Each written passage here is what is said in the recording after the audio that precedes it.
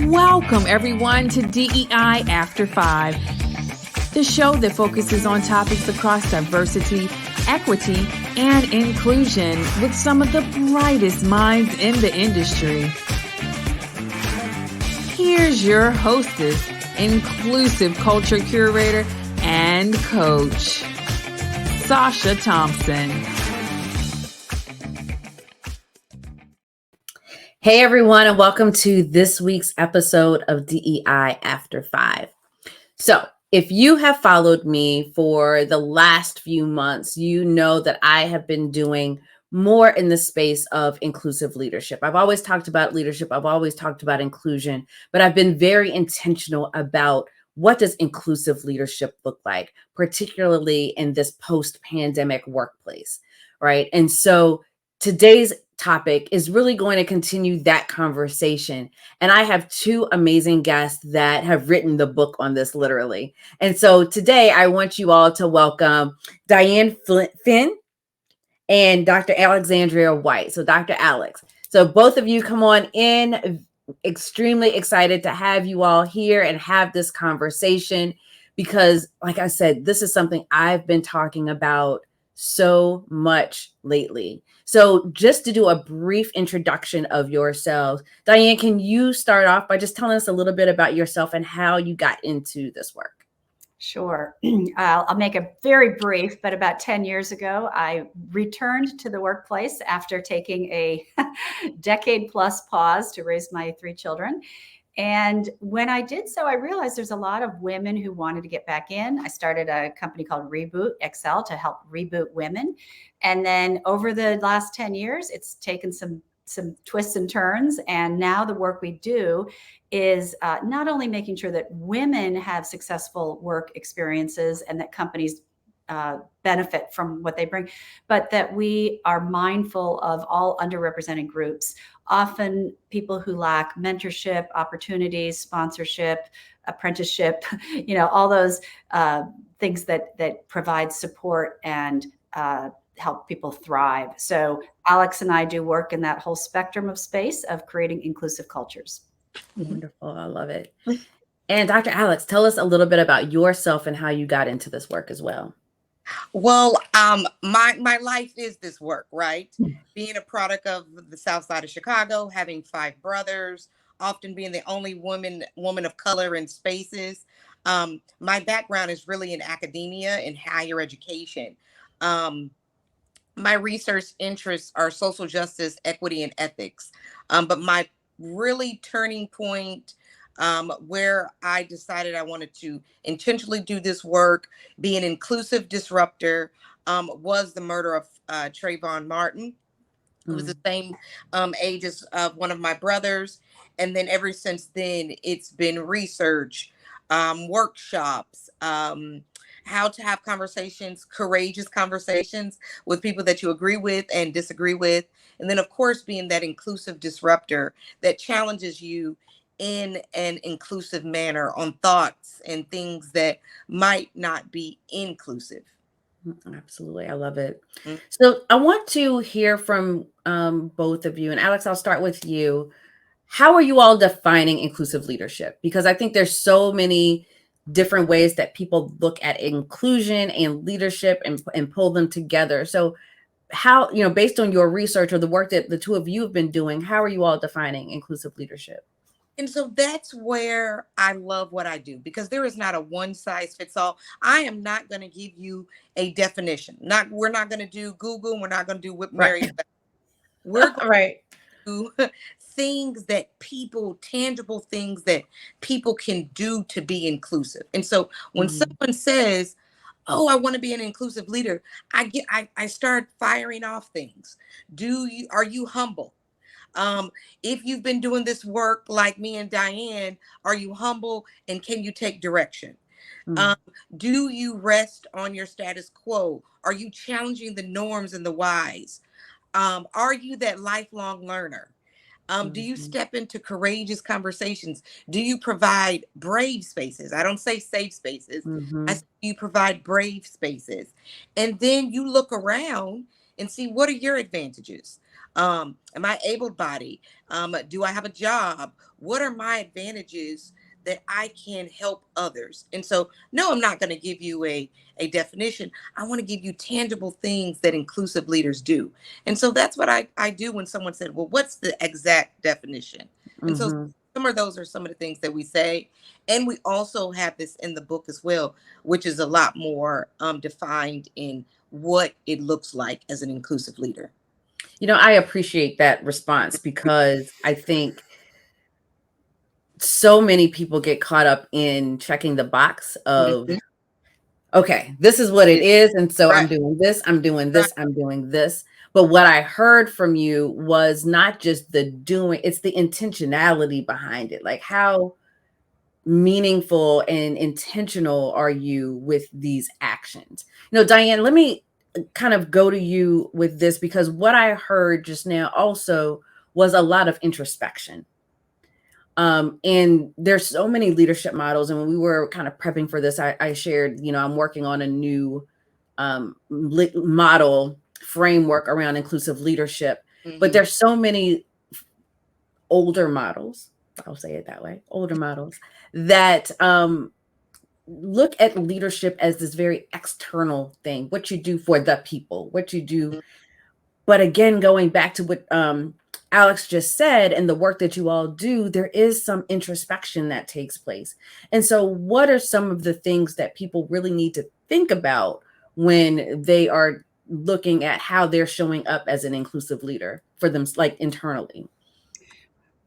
I have a few things to say. One is a follow on from Alex's comment, but when you said for the people, I like to use the word with the people. You know, we are, I think an inclusive leader says we are in this together. I am not here and you're not here. We are here. I want to listen to you. I want to hear you. I want to see you. When I think of what does inclusive leadership look like, I think of just a simple metric. Do people feel like they belong? It's really as simple as that. And if a company says, I don't know, I said, you know, let's start with your engagement scores and let's look at them. And you know what? We always break them down by age, gender, ethnic group. And it's really interesting. Leaders can think it's a egalitarian place or a meritocracy. But when you look at some of these scores, we frequently work with companies who have huge outliers for their Black population, their women in certain divisions, you know, and so then they bring us in and they say, let's unpack this. What's going on? Is it the leader style? Is it, you know, it could be a myriad of things. And then we start to diagnose. So, you know, it's really, it has to be very tailored, has to be very specific. I will say that rarely have I seen an inclusive culture that doesn't have a leader who messages and models it. If it doesn't come from the top, it's very rare that it will cascade down. And you can do little things within your units or business, you know, but if your ultimate leader does not subscribe to this, I have found I won't even work with companies for the most part where the leader doesn't think it's important, because they're not going to put the resources behind it. And it is going to become a little bit more of a check the box. Yeah, I'm nodding in agreement.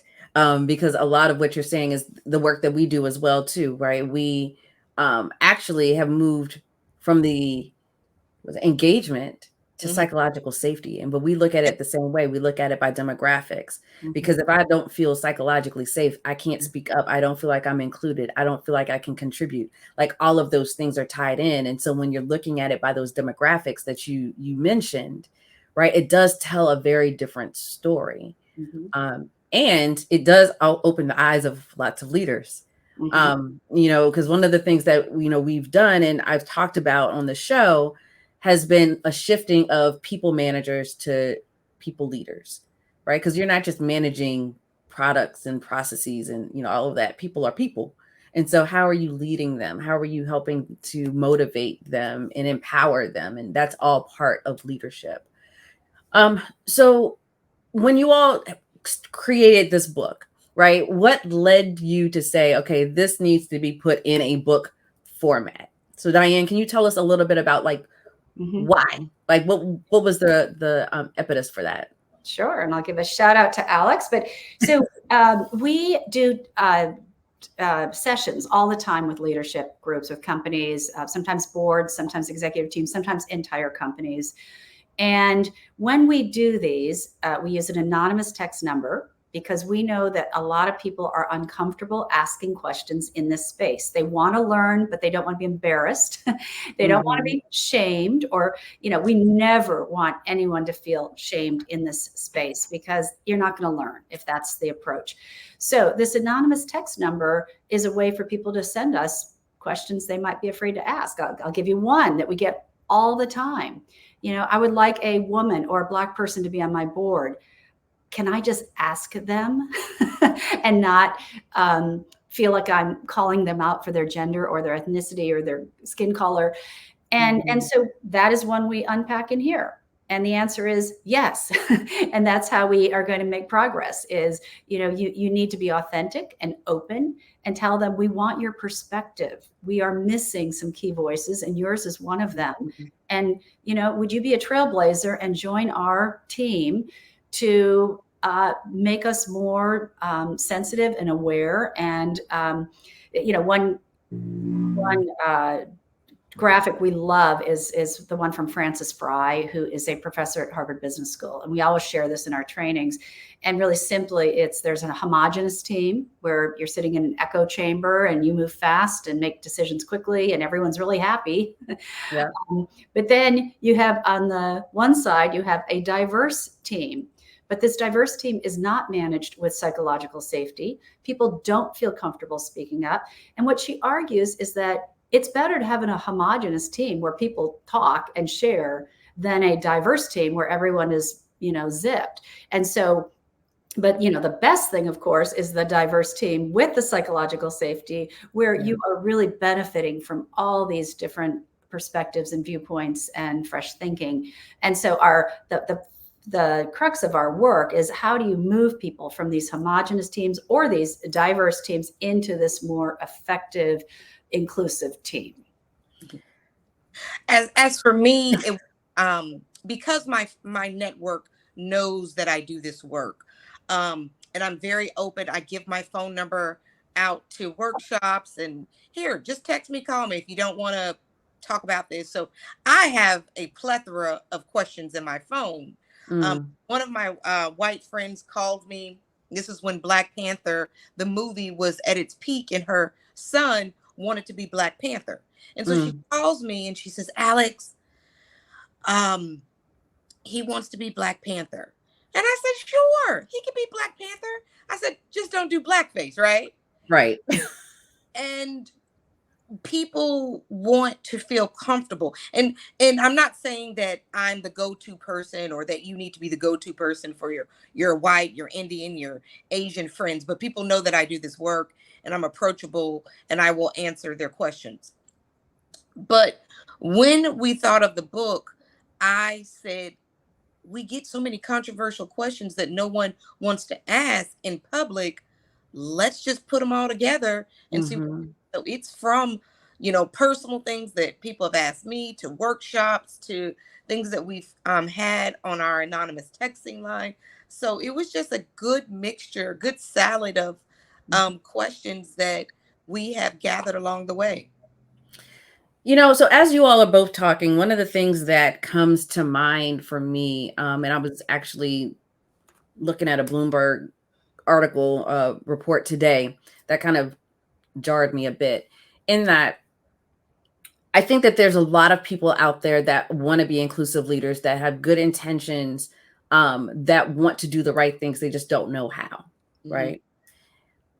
How do we get them to know how? Right? Because again, there's so much hand-holding that can happen in that process.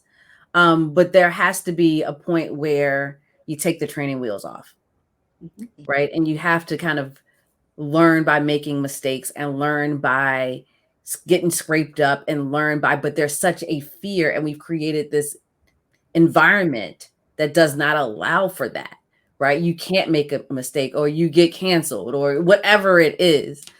So how do you encourage people, and Diane, I'll throw this out to you. How do you encourage people to take those training wheels off? Thank you. It's a great question. And that's exactly why we wrote the book, because people, I think for the most part, people want to do and say the right thing, but they are paralyzed because they don't know how. And so we have a 4-step process we always use in our workshops. We say it starts with your mind, and you have to want to be be an inclusive leader. It has to be intentional. That means you have to do your homework. You have to read books like this, which take an hour. We purposely made it a very simple read so that you could get terminology and just, have a baseline framework for this. But starting with your mindset and educating yourself, that's number one. Number two is to listen. And I think so much of this work, what I have learned over and over, and I'm learning every day. I feel like I put my humility hat on every single morning, because there's no finish line, and there's just always something new that I'm not aware of. So I listen a lot. I ask a lot of questions that are hopefully thoughtful and respectful after I've done my homework and education. But I learn, because my lived experience is not like Alex's or yours. Everyone's is different. And so listening skills are really huge. And then the third one is your words. And we talk about, what do microaggressions look like? And I have committed many inadvertently. We all have. And so what do we do when we mess up? How do we acknowledge it, and how do we own it, and how do we apologize and move forward and be better? And by the way, how do we minimize? We have a question about how do you avoid being canceled? We have some thoughts on that, because, obviously the more public you are with your words, the more exposed you are to being canceled. So we say, have some one-on-one conversations, have small group. Don't get out there on Twitter or X and, blast your thoughts. It's not as safe. The fourth thing is action. It's good to know it in your head and know the words, but unless you step into allyship and when you see someone using a racial slur or an inappropriate joke or a microaggression, what are you doing to step in and help everybody raise their game? And again, without blaming, shaming, it's, hey, this is something we should all be aware of. I'm so glad that you said that about allyship, because that's a term that I'm not a fan of. And because I think, a lot of people use it as a badge of honor. Like, oh, I'm an ally. And I'm like, really? Because based on what you've said and done, I wouldn't necessarily consider you an ally. And so I appreciate that you've added like that action. Like, what are you actioning to prove and show that you are connected and committed in that way? Because there's that risk that comes involved, right? And so that's the question I always ask people: what are you willing to risk for me? I think it's a verb, not a noun. It absolutely is a verb. It absolutely is a verb. Yeah. We talk in our workshops. How do you amplify the quieter voices around the room, or the voices that are being spoken over or shut down, or people are taking your idea as theirs? That's an act of stepping into allyship to make sure that voice is lifted. Absolutely. And expanding on what allyship is, because the allyship, you can be an active bystander or you can be an upstander. A bystander is, oh, I really did hear that misogynistic comment, I'm going to write an email. Or you can be an upstander and say something to that person in the moment when they say that misogynistic comment. And so allyship is that action and what it looks like, whether you're going to write an email or you're going to confront in the moment right then. Yep, absolutely. And so we talk about on that quick note, we talk about time, place, manner, relationship. It's not always the right time or place to do it in public, and we say, look, think about your goal. Again, if you're not trying to shame someone, if you feel like they did it and didn't know what they were doing, take them aside in private. And so anyway, we have a lot of frameworks that we talk about to know when and how it's the most effective way to step into that space. Yeah. And again, I appreciate that, because so many people, they're just like, tell me what to do. Right. And so when you give them those kind of frameworks and guardrails and questions to ask themselves in the moment, I think that kind of helps. And it's the practice of doing that and not just saying, okay, yep, went to that class, know what to do. And then you totally forget it Mm-hmm. 2 days later, Mhm. right? So it's how do you continuously hold yourself accountable in those moments? So I love that. What was one of the most challenging questions that you all either put in the book or didn't put in the book? Give that to you, Alex. I think the woke question. That's the same one I was on my Both mind. of y'all had the same reaction. It's so interesting. It's so interesting how people have now used it to divide people, and you're too woke and you're not woke enough. Sasha, I don't know if in your circles people have said you're not woke enough. Like, I have dealt with people who do our work, who look like us, who tell me I'm not woke enough. Because my business partner is a cisgendered white woman, or that I don't I'm not intentional, and I don't use white privilege, and I am too soft on not canceling people. And so when we get the question about woke and these politicians and people saying things to us, that was the question that was so impactful to me, because I have been called all of the above, too woke, not woke enough. And so what does it mean?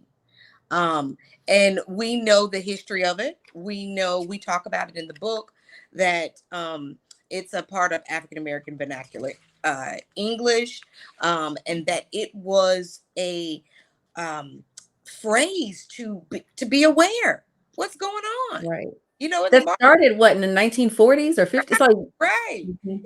decades ago. Yeah, like Marvin Gaye, what's going on, right?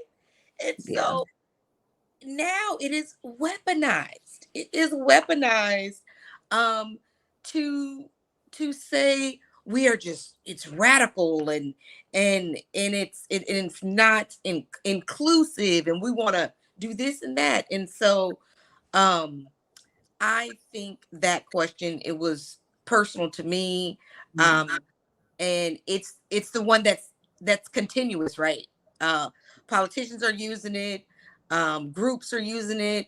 I just saw someone had a shirt on campus yesterday, said I'm woke, and I'm gonna stay woke. And so it's all these things that have made it to main culture. And so that is in the book, and the question in the book says, what does it mean to be woke? This word seems to be used in a variety of ways. And so we did the history, we did what it mean, and then we left it up to the reader to understand how the word has evolved and what it means to them. Yeah. Mm-hmm. Diane, you kind of jumped at saying that was the same question. That was, I think in general, what I would say about our book, I read an article this week in the Wall Street Journal about how most DEI trainings are going wrong. They don't work. And I was actually really excited to read the article, because at the end it said, here is what does work. And I do believe firmly that Alex and I take that approach that does work. We've been called in over and over by clients. Sometimes we have a large Fortune 100 client. We come in every month and do sessions with their employees, because it's all about meeting people where they are. Don't think we can assume everyone needs to be at point B tomorrow. People are on a spectrum. We've got people that don't even understand why they need diversity on their teams. So if that's where they're at, then we can't go to here. We have to say, well, let's just start with talking about, and we share an example of, we put up a picture of some of the early cell phones. And we say, why didn't these work for 10% of the population well? And the answer is, there was no one left-handed on their team. So it's a very safe, simple way to say, okay, you don't have a left-handed person, you're going to make us an inferior product. We know cars weren't tested with women and children and airbags, and a lot of people died in those early years. So we kind of handled some people to, let's talk about why you need more voice, different perspectives on your team. And we all know about all the products that don't, read darker skin, like air dryers and pulse oximeters during the pandemic. We know about, there's just a lot of product and business misses when you don't have different perspectives. And so for some people, that's where we have to start. Let's just talk about the business case, because they're not ready to, dive into pronoun use. Right. And the last thing we want to do is like turn people off. And Alex and I have this conversation all the time, because we have lots of clients that headquarters are in very conservative states. And I'm like, we cannot go there yet because, we've been brought into clients who have had much more progressive DEI consultants, and they were just so turned off that they couldn't hear a thing that the group said after the first paragraph. And so we've been brought in to do a redo, and have had much better success. So I just approach this as a human, as it's a humane thing to do, to treat people well. And we just kind of lead people through the journey. Yeah, it's funny because as you both are talking, I'm kind of thinking of my process and how I work with clients, and I call it sneaking in the vegetables, right? So like we talk about these things in a way that it's the outcomes of diversity, equity, and inclusion without it being stopped at the door because of the politicizing of diversity, equity, and inclusion. Mm-hmm. And so like, let's talk about what does it feel to be inclusive, right? What does that look like? We want to make sure everyone feels valued, seen, heard, and connected. No one can disagree with that, right? So what do we need to do in order to get there? And how do we do that to make sure everyone we have to look at the demographics, we have to look at the data, right? And all of those data points and the intersections of that data. So I'm like nodding my head in full agreement with the two of you, because this is the direction of the work, right? In order, and we're hearing there's a lot of canceling of DEI, a lot of the teams that are being dismantled. But I think it is in reaction to exactly what both of you are saying, right? It was this very extreme swing of the pendulum post George Floyd. And now it's swinging back to this anti-woke, whatever that is, rhetoric. And so it's like, how do we kind of meet in the middle where we are meeting the needs of everyone, but also moving forward, because understanding some of the ideology around who needs to be excluded is not inclusive at all, right? So it's how do we kind of swing that pendulum back a bit so that we're not losing anyone in the mix. So I truly appreciate the work you're doing. So I'm gonna do a little bit of a pivot and want to hear a little bit from you on, what do you do to take care of yourselves as you're doing this work and filling your cups?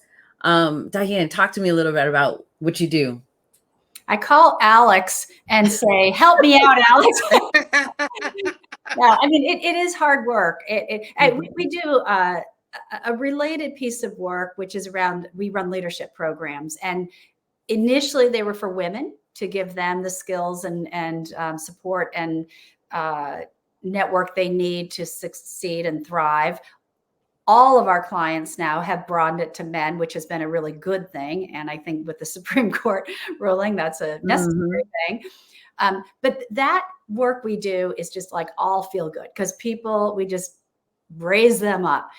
This work where we're going in and taking people who maybe don't want to be at an inclusive leadership session, and kind of have a mindset about it before they even start, it's hard. I mean, it's a lot harder just emotionally, physically, than the leadership work. And, we always survey our clients afterwards. How did this go? Because we always want to improve. We have growth mindsets, and we recognize we're not perfect, and we have changed things all along.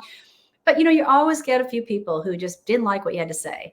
And to me, that's the hardest part. And I've developed thicker skin for sure. But I'll call Alex and just say, darn it, we didn't get through to that person. And she's like, Diane, if we get 95%, we're in the ball game. So for self-care, I guess, having somebody to just share the work with and to build you up. I do a lot of self-care, walks in nature.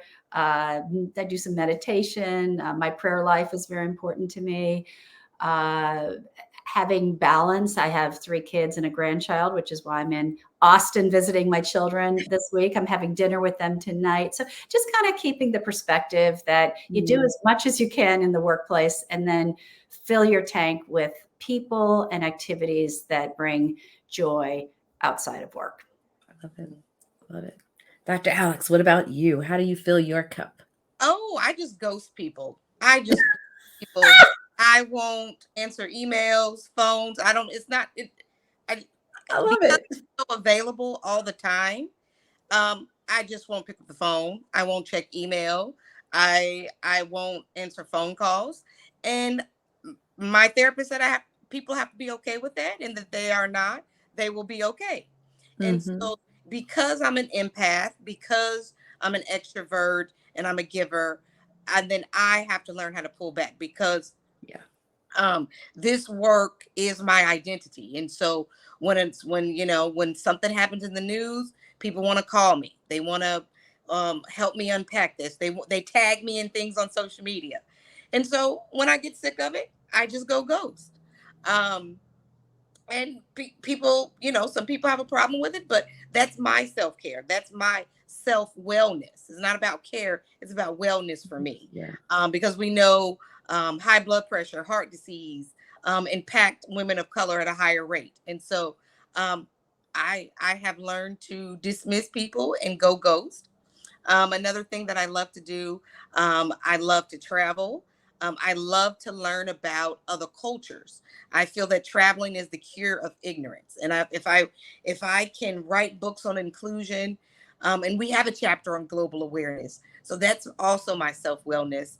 And then I love walks and being in nature and things like that. But I am known to go ghost and just tell people, I will peace out for a couple of days. So I can add, I'm a boomer. She's a millennial. I have a better solution than ghosting people. I don't do social media.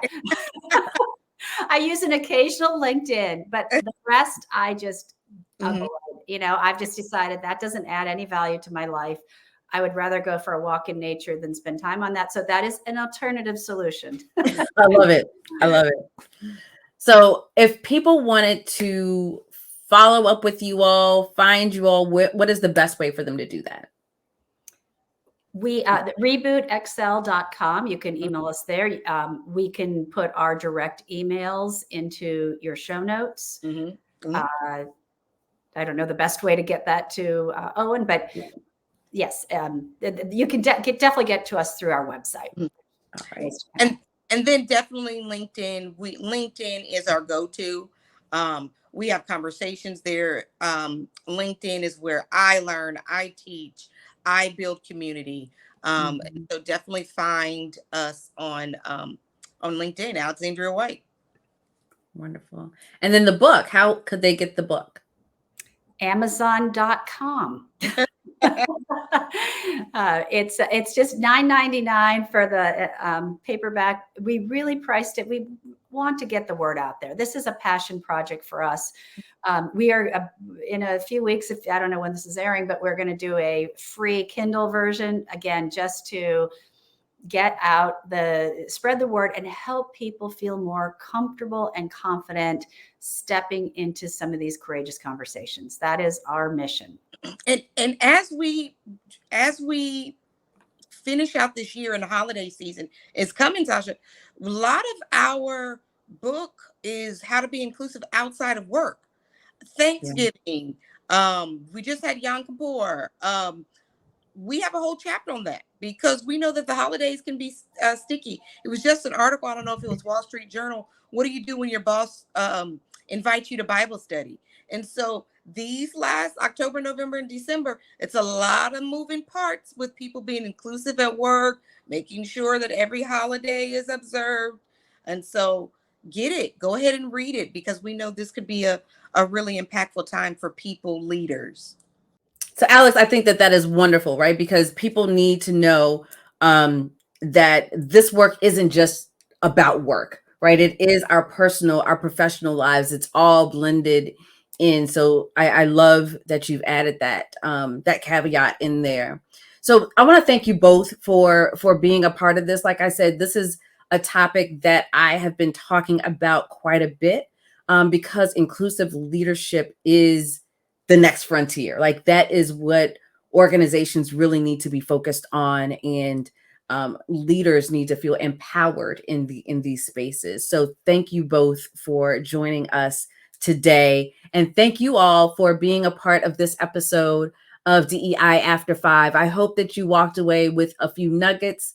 You will now have some more resources available to you. And you can find us here every Tuesday at 5:15 p.m. Eastern on YouTube or where you find your favorite podcast. So until next time, have a good one.